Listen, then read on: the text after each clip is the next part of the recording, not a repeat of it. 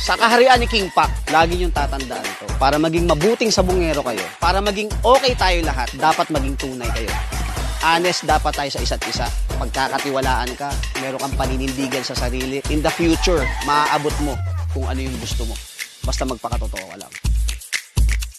Eto mga katupak, no, sa mga nagtatanong ng update about dun sa mga winners natin. Ito papakita ko sa inyo some of our winners na manok. So eto mga katupak, kung naaalala nyo pa, eto yung naghubad tayo sa ruweda, no? Naghubad tayo sa ruweda nito dahil underdog tayo, tapos napaka-pogi nung nakalaban natin. At the same time mga katupak, talagang yung bakbaka nila talagang hindi matatawaran, ano? Ang galing ng nakalaban, super yung nakalaban, pero naitawid pa ng manok natin. So nung pangalawang panalo nito, putol yung daliri niya sa may kaliwa, no? So yung pangatlong panalo niya, ayun sa may kanan, sa may gitna. Ayan, so underdog tayo dito, talagang napahubad tayo dahil di natin nakalain na mananalo yung manok natin dahil pilay na, no? Pilay na yung manok natin, ang tama nito sa balakang tatlo. So akala ko bibigay siya, akala ko mamamatay siya, pero yun mga katupak, nakita nyo naman, no?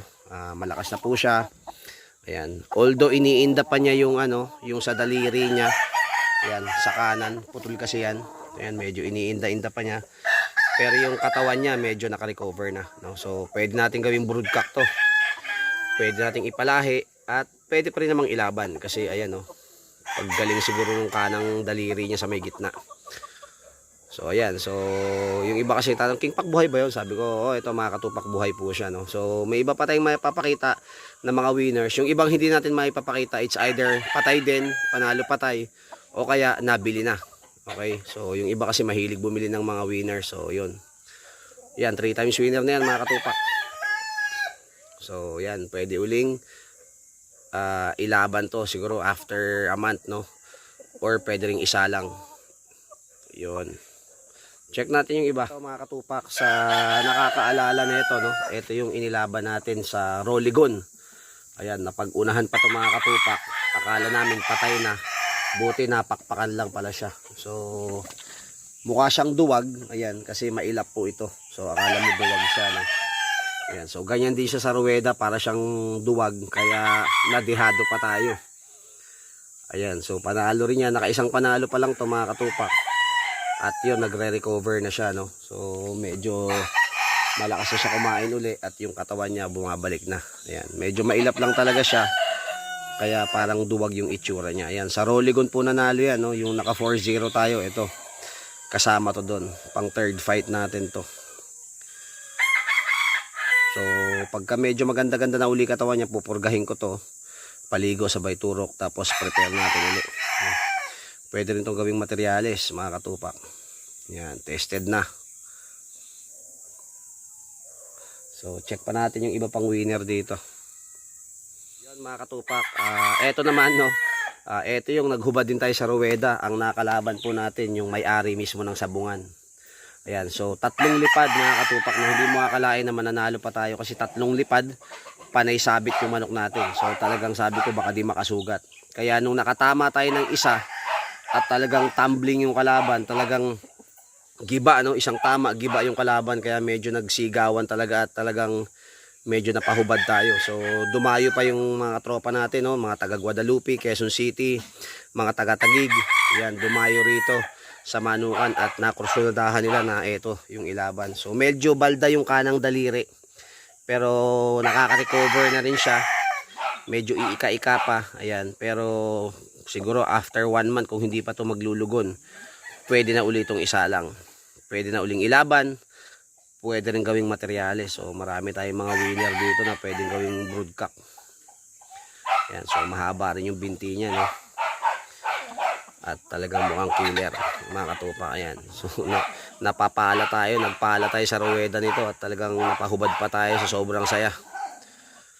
Ayan, 1 time winner pa lang to. Ayun, eto naman mga katupak, yung 3 times winner natin na Immortal Bulik. Nanalo po ito sa Pasay din to nanalo, no? Pasay cockpit. Medyo baldado na yung kanan niya. Ayan, naunahan po ito. So pag arangkada, pag bagsak, napilay kagad yung kanan niya. So sabi ko baka hindi man lang makasugat. Mabuti lang tumadyak ng isa mga katupak, ano. Talagang giba kagad yung kalaban nung inabot. Taas kagad yung leeg. Ayan, 3 times winner na natin yan. Medyo iika-ika pa siya, no. Ayan. Pero tingin ko makaka-recover to. Medyo matagal-tagal lang kasi balakang ang tama nito. Kagaya nung yung putol-putol daliri, sa balakang din ang tama nun. So medyo naka-recover naman na. Ayan. So pag nakalugon to, matigas-tigas na rin to. 4 years old na to mga katupak, ano, mukhang bata pa. Oh. Yan, 3 panalo. Ang pumusta nito yung financier natin si Jed na nasa Mindanao. Yan, 33 ang pinarada dito. 3 times winner.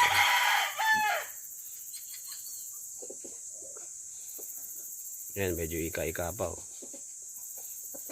Yan, pero magaling na yan, nagre-recover na lang siya. Naman mga katupak, sa Pasay Cockpit din po ito nanalo. So kasabay ito nung ating Immortal Bulik. Yan, anak na lang to nung 2 times winner natin na Chocolate. So blues yan.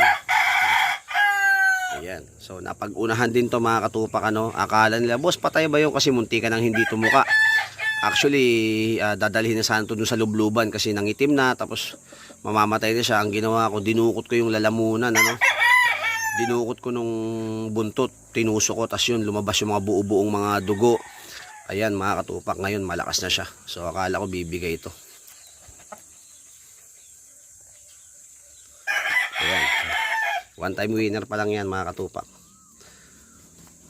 Naubos kasi ang pakpak nito, so magaling na sana siya, kaso kabila ang pakpak niya putol-putol. So palulugunin mo na to bago mailaban uli.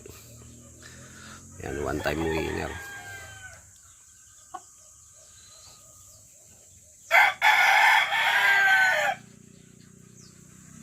Ayan, so unang parada nito mga katupak, 55 to nung unang nanalo.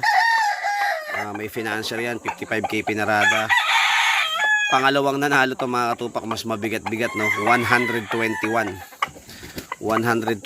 ang pinarada dito nung pangalawang panalo nito sa Pasay Cockpit. Ayan, so nakakiping to actually, no, dinrap ko lang siya ngayon, mapapansin nyo buong buo yung ipot. So plano kong ilaban to mga katupak sa linggo. Ngayong darating na linggo, ayan, nilabas ko lang po yan para mag-drop. Sa gustong mag-finance, ano, sa gustong pumusta, pwede to mga katupak. Pwedeng pustahan yan. Ayan, so less than 30 seconds. Yung dalawang panalo nito mga katupak, puro less than 30 seconds. Yung dalawang panalo nito. So pwede na siya uli. So nakakiping yan, Friday ngayon. So Sunday pwede itong ilaban. Ayun, yung dun sa dulo, anak niya na lang yun. Wala pang panalo yun. Ito, heavyweight, no? Si Idol, kung tawagin to nung financier natin, si Idol daw. Idol. Ayun. Medyo, ano kasi to, talagang pag sumabay sa taas, kuha yung kalaban, tapos na yung, ano, kwento. Dalawang panalo nito, puro kinuha niya sa taas yung kalaban. Yun. I love the way you activate your hips and push your ass out. Got a brother on this so bad I'm about to pass out. Wanna dig you, and I can't even lie about it, baby. Just alleviate your clothes, I'm the fly about it. Get you at the club, your hips have got me feeling. Body talking quick to me, but I can't comprehend the meaning. Now if you wanna roll with me, then here's some chance to 180 on the freeway. Catch me if you can.